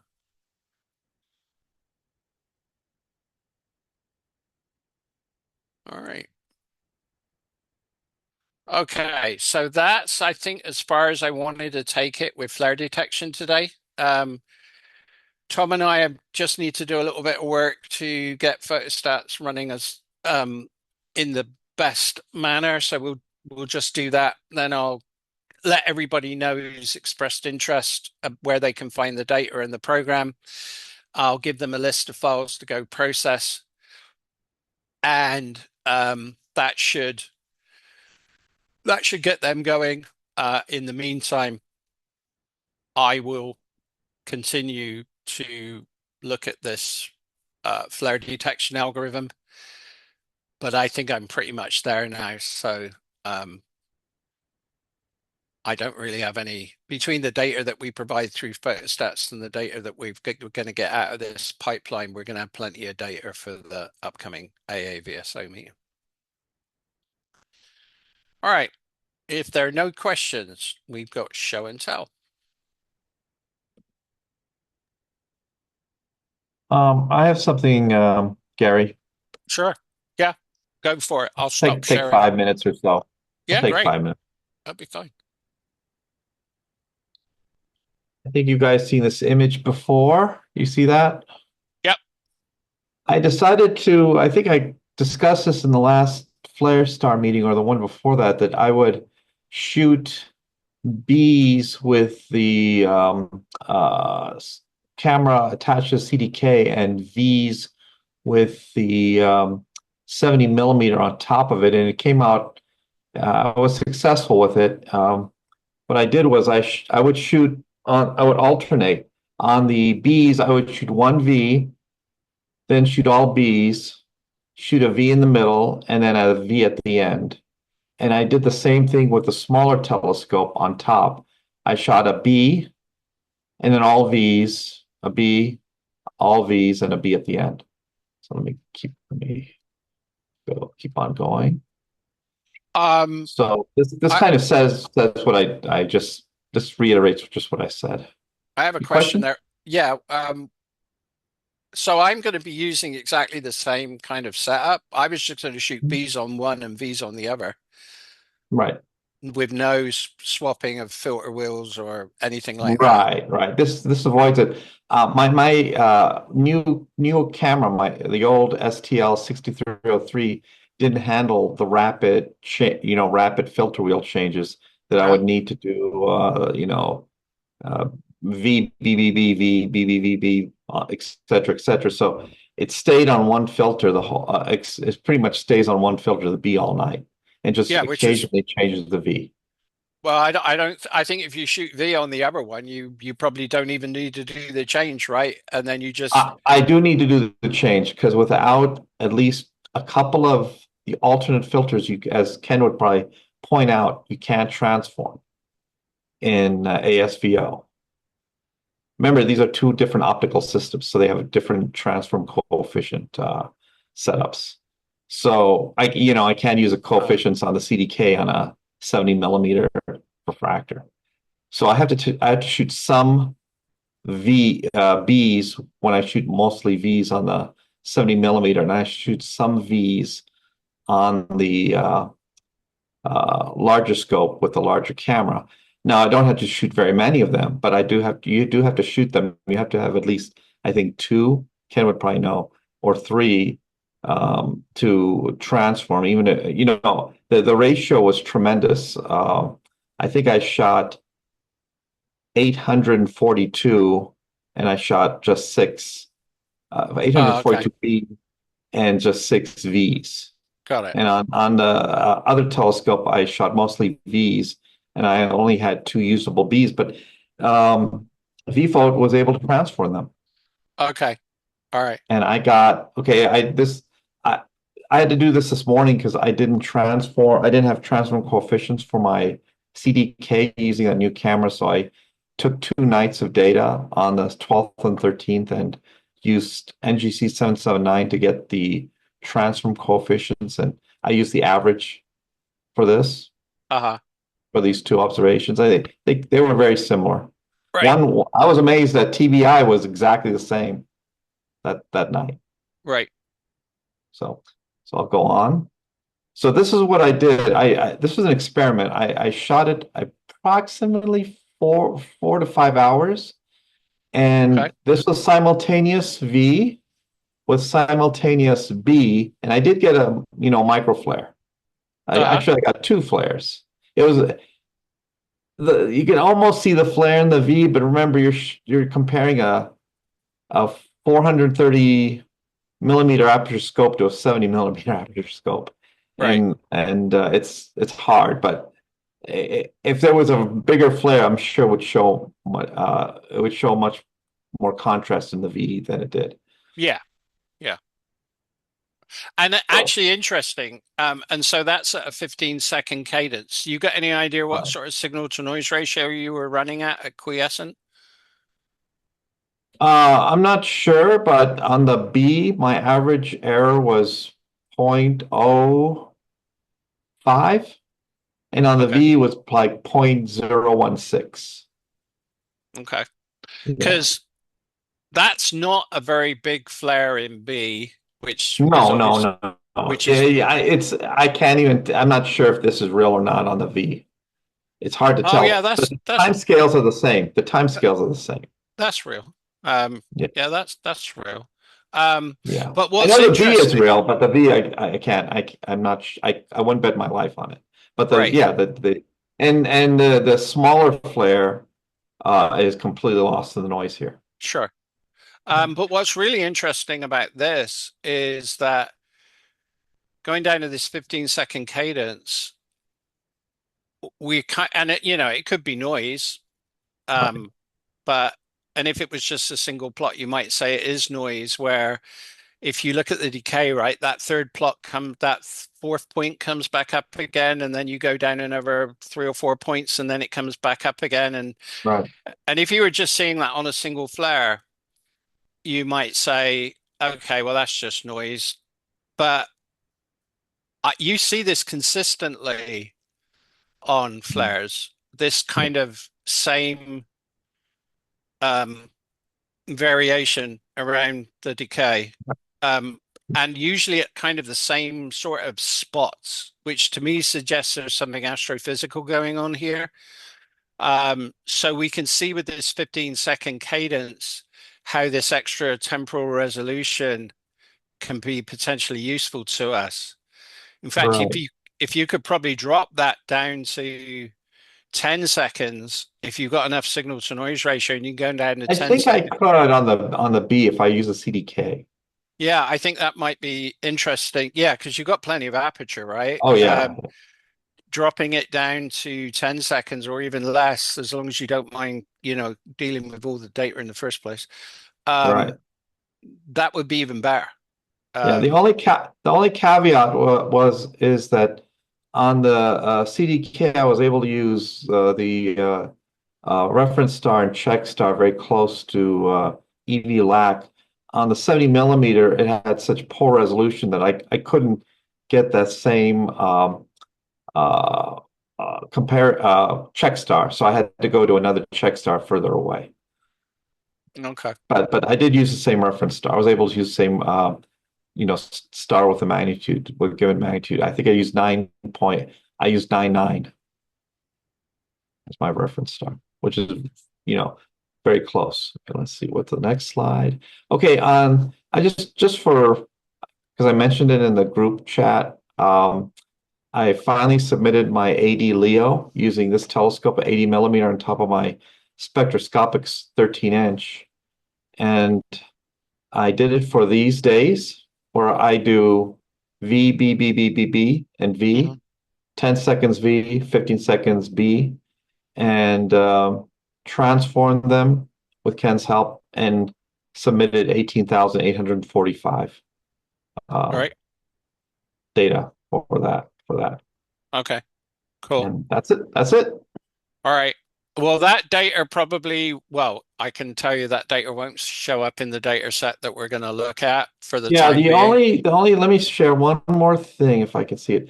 They only had one for that whole session. It only had one big flare. And I think that's the one that Woody and I caught on can you see it? Yeah. On the 13th of March, I believe, Right. 13th. Everything else is pretty quiescent here. Right. Okay. Cool. Gus, sharing. Okay. That's it. Well, that's great. Okay. Well, that's good.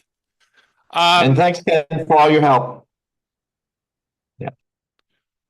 Yeah, with all this data, we're at a really interesting point in the analysis phase now. We've got a ton of data. And in processing, in putting the pipeline together, I've kind of gone off on a couple of tangents and seen a couple of interesting results that I'm not currently prepared to discuss because I haven't confirmed them. I'm not sure how I'm going to confirm some of them, but anyway, I think we're at a really interesting point, and I think if we can get some high cadence EV lac data, we may have some really interesting data by the end of this observing season with this improved temporal resolution. I think this is kind of, where we're going at the moment is kind of really exciting now. I think we've done all the donkey work, or we've done a lot of the donkey work. And I'm not saying the donkey work should stop, because if we can run this program for another 3 years, and I'm sure some of us will continue to do that. I know I will probably just dedicate my scope to doing this. I'm sure John may want to do that as well. I'm not 100% sure. I'm obviously everybody's not going to want to continue, but the more data we get, because one of the problems is 5 years is not a long time in the life of a star, right? And without, I guess, going too far, giving too much away at the moment. It certainly, some of the work that I've done so far seems to indicate that we may be able to show seasonal variation in the FFDs, which is kind of really kind of cool. But I need to confirm that before I sort of stick my hat on that one and go, yeah, there's research here. But we're doing some interesting stuff, and I think the fact that we saw this beautiful set of variations on that really large flare. Has kind of pointed us down the road of going to this high cadence photometry stuff. If we can collect, I don't think we need to collect multiple seasons of it because it's a different beast, right? The beast is to show that there are pulsations or something is happening that is repeating flare to flare to flare, or there's characteristics that are similar. I think we should be able to do that, which I think will be fun. So I think if we do that for a season, we may have collected all the data we need to do, and then we can go back to the 30 seconds or high cadence or whatever people want to do. So I think we're at a really interesting point in the Red Dwarf group, which I'm excited about. Anybody else got anything show and tell? I could sort of mark the occasion. I got my first two light curves if you want to Oh, see cool. those. Yeah, absolutely. Go for it. So it's sort of this is actually Hold on one second. I'm gonna need to I'm gonna oh, we are was okay. Is everybody seeing that? See it. yeah. So Okay, great. Thanks. so so let me qualify this. This is actually a remote observatory that I set up that Jeff Stone let me work on. So it's actually Jeff Haynes' 16-inch Richard Crichton. It's just across the mountain here. Okay. But so I'm using his Nina scheduler, and it's incredibly easy. You just, well, what I've done so far, it's a web browser based, and so you pick out your target, set your cadence. And so I guess I didn't see a flare, which is unfortunate. The first night there was a flare. This is EV-LAC, Okay. on the 19th. Just the magnitude. I just used the 9.9 for the comp star. Um, and these are cadences of 10 seconds. So this Okay. is actually visual, blue, blue, blue, blue, five blues and a visual, so that's what went on throughout the night. Okay. And because I didn't understand how to do the programming, I set it up. I stopped, collecting here. I know it's like 2 o'clock or something. Only got 3 o'clock. But actually the flare occurred right out here. Jeff Stone published that. You saw it in the web group. He actually came up. There was a flare out there. If it had just been on another 45 minutes, but Right. but it was, I think still it's a nice signal to noise, relatively speaking. And then the one below was just kind of still experimenting. It's still 10-second cadences, but it was actually blue visible, blue visible, blue visible. It was back and forth, which probably wasn't the way to go, but we at least got the full night. So anyway, I it's encouraging and potentially could go down even further, I suppose, for big flares. So as far as the cadence, but I thought it was still, for me, seeing a light curve was actually quite fun. So No, these are good. And a couple of interesting points there, even on a quiescent type light curve, right? You can certainly see that over the night there on that second plot, your quiescence is just drifting down, probably 20 millimags or something. So, yeah, obviously you can see why now setting the quiescence for each of the flares gives you slightly more accurate results. That looks as though there might be a little teeny tiny flare just before 0.82. It probably wouldn't have got flagged in my flare detection algorithm because assuming that that is an accurate point count there, it probably was only 1 point above the threshold and that wouldn't be sufficient. Typically I look for two. But even so, the signal to noise ratio is excellent. There's so little scatter there. That is really good. yeah. If you can go down to 10 seconds and just occasionally throw a V in there and just concentrate on the B, Okay. that's going to give much better data for this temporal resolution, trying to look at this, particularly the decay side of it. What what would you say for when you say just V once in a while? Are you saying like 20 Bs and then a visible? I mean, what do what's a good cadence? As far as the rep rate.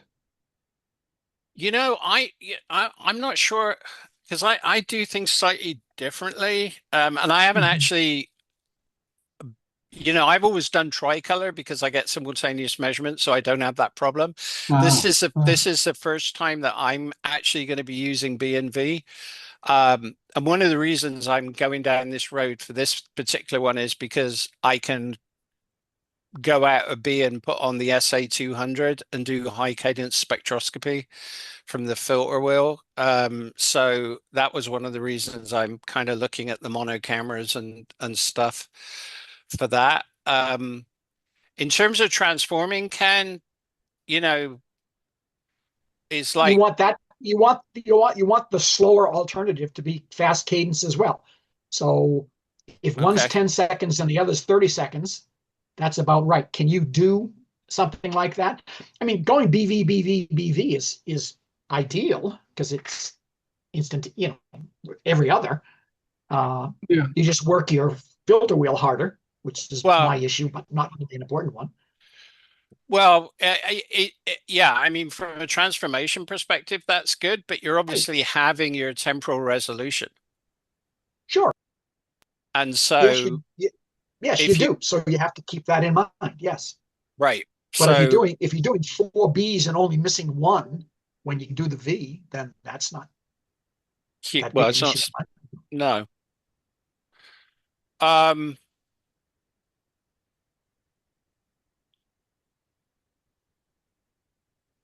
I'm not even sure I'm going to transform. Um, I, if I'm doing B and V measurements directly, do I need to transform? It's just when you get a flare, you're getting more inaccurate results in terms of your magnitude because you're farther away from the from the color of the comp star.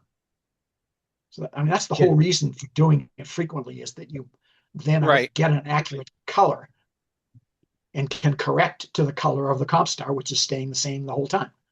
right, Hmm.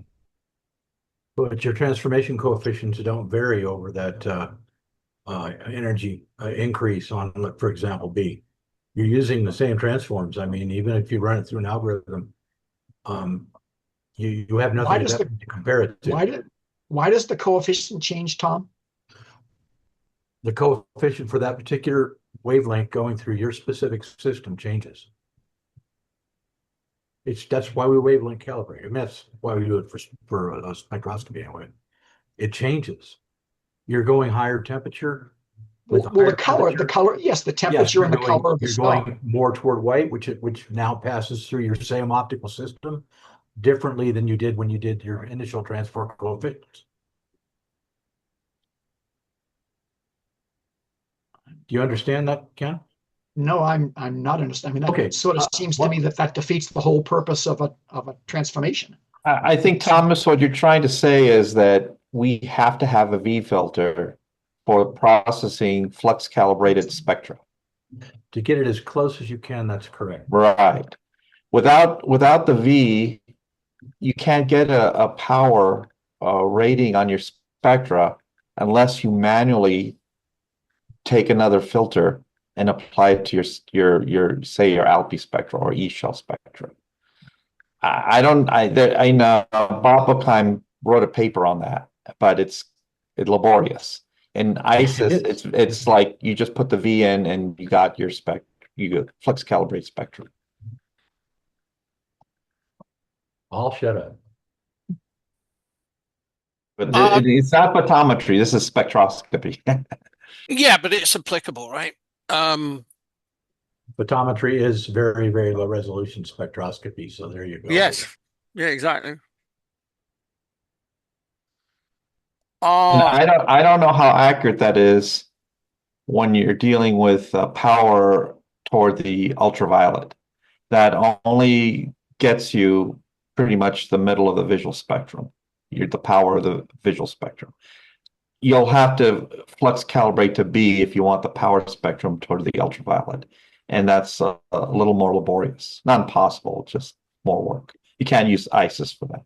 You have to manually apply it. It's probably simple for a Python uh, power user like yourself, Gary.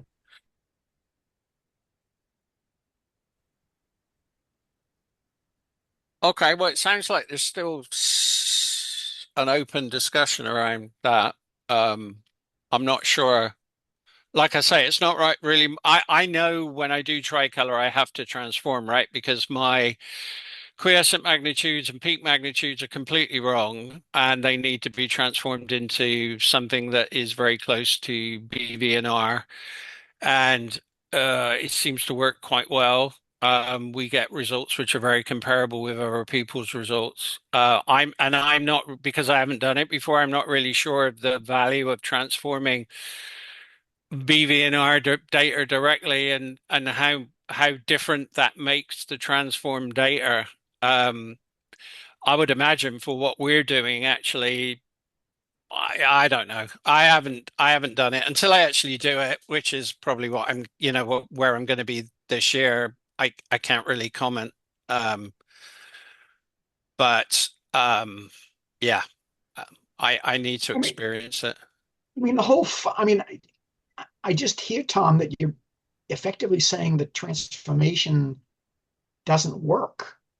I mean, the whole idea is What I'm to saying, Ken, transform. is under your quiescent condition, you've got a real nice Yes. transform coefficient built for that. It works great. But as soon as you depart from that with a very extreme high energy flare, you go more and more and more toward the UV.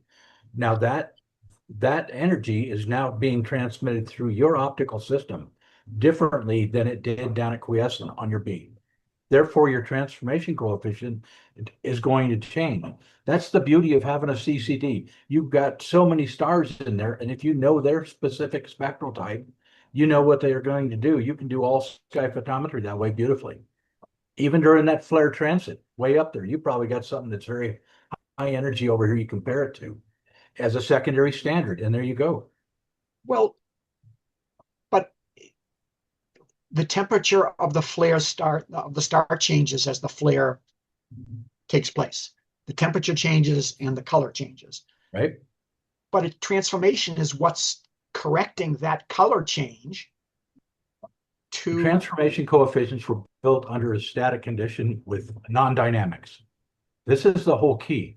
If it was with a different dynamic colors, system, you could do the stars. transform coefficient across, that'd be great.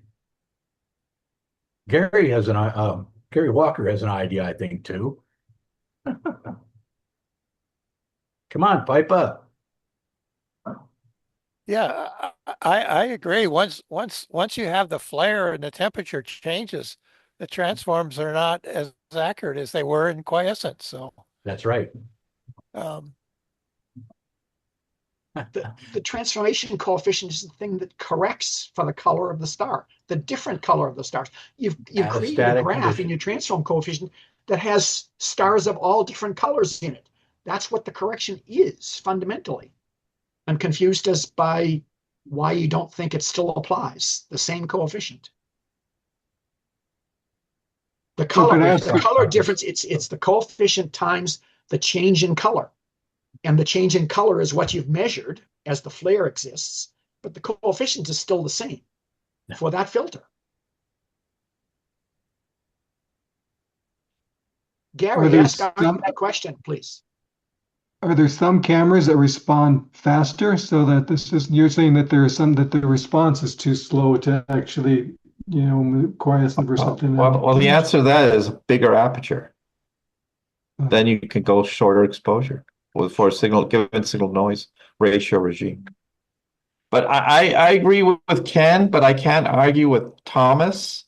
I agree with Ken that these are linear equations for transform, but I can't argue against Thomas's model that it changed, the color changes. Well, But that's the whole reason that you need coefficient right. transformation, because the color is changing. Yeah. If I was flex calibrating spectra, I would want a transformed V, not an untransformed V. But again, I could see the argument. Most of the energy changes in the B, and if you only have the V, then it's problematic. In ISIS, we can only use the V. and also remember, the transform coefficient is a linear approximation to what you get when you shoot the standard stars.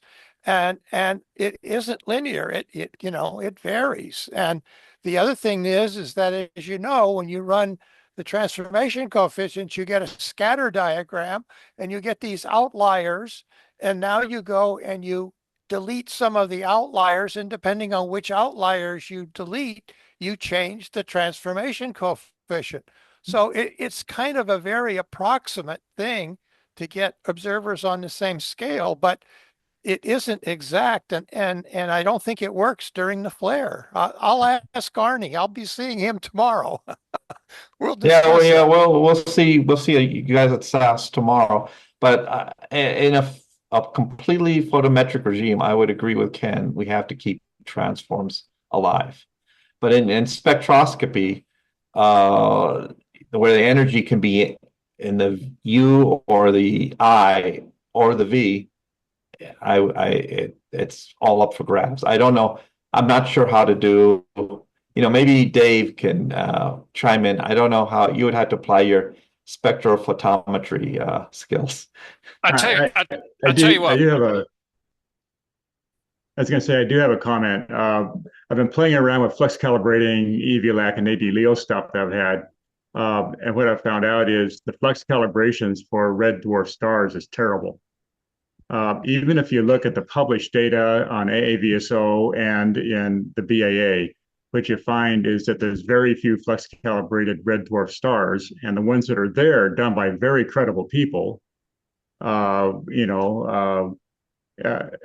They vary by orders of magnitude in the energy states. But the same people, same processes, looking at a type of A or G star or something, the flux calibration seems to work very well, and the internal data is collaborated within the database.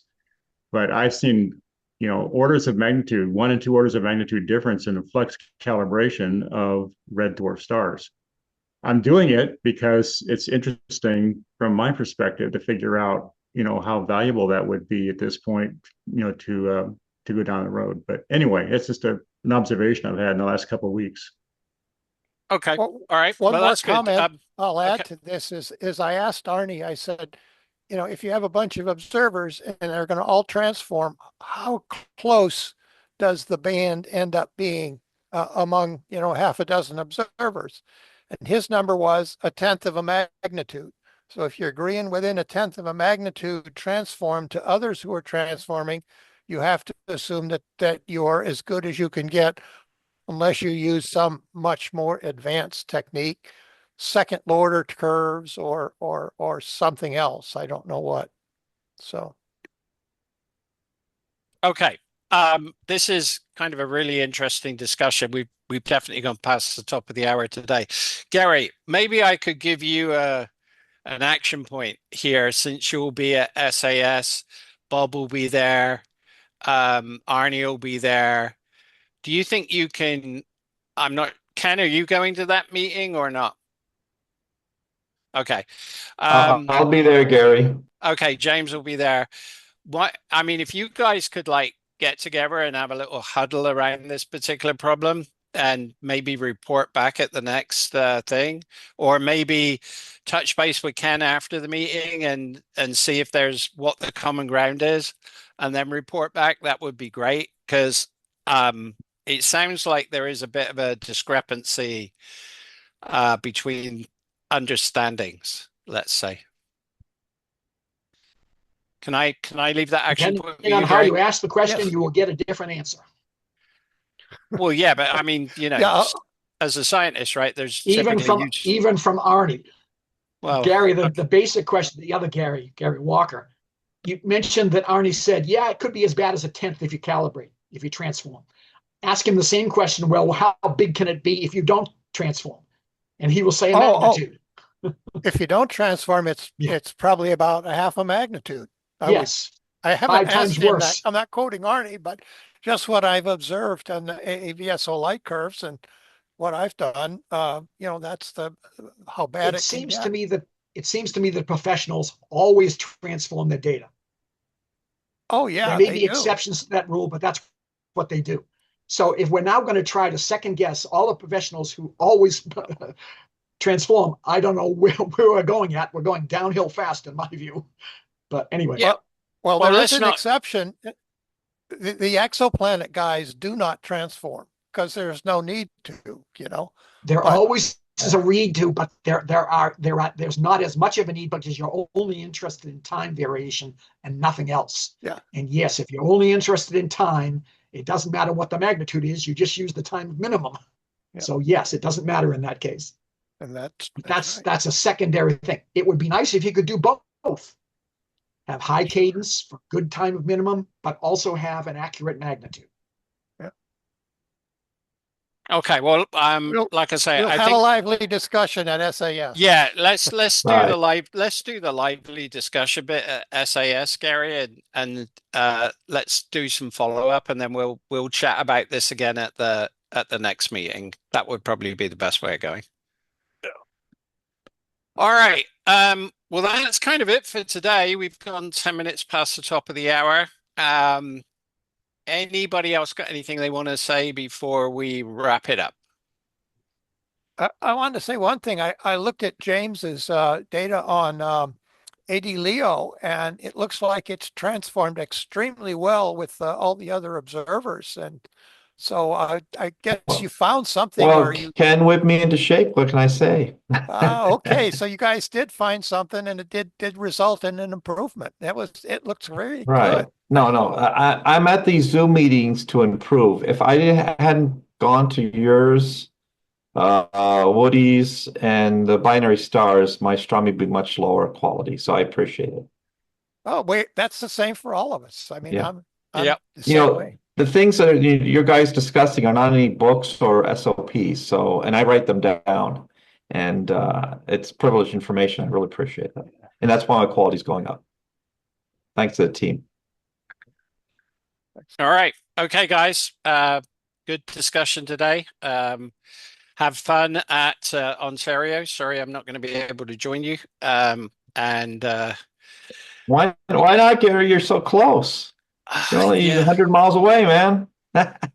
yeah, I know. It must be family. I'm by myself at the moment. The girls are in China. They're on an extended trip. Okay. Good meeting. So you really don't have any excuse not to go. Oh, bugger it. No, well, apart from I got 25 animals here that need looking after, and Yeah, you got to take care of those. and Cool. my house sitter bailed out on me. So, and I'm not sure I can. Yeah. So anyway, let me take this call. Let's wrap this up for today, guys. Take care. Okay. Gary, hang on a second. Gary.